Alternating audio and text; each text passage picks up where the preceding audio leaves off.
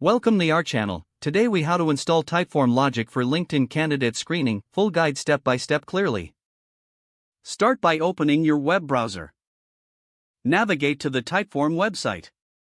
Log in to your Typeform account. If you don't have an account, sign up for a new one.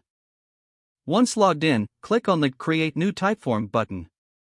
Choose a template that fits your LinkedIn candidate screening needs. Add relevant questions to your Typeform. Focus on questions that assess skills and qualifications. Next, go to the Logic tab on the left menu. Select Logic Jumps to create conditional paths. Using logic jumps can streamline the screening process. Decide which responses will lead to specific questions. For example, if a candidate answers yes to a qualification, create a follow-up question. Drag and drop questions to set up the flow accordingly. After setting up your logic, click Connect in the top right corner. You'll need to integrate your Typeform with LinkedIn. Head to the Integrations section. Search for LinkedIn in the available integrations. Authorize Typeform to connect with your LinkedIn account. Now, return to your Typeform.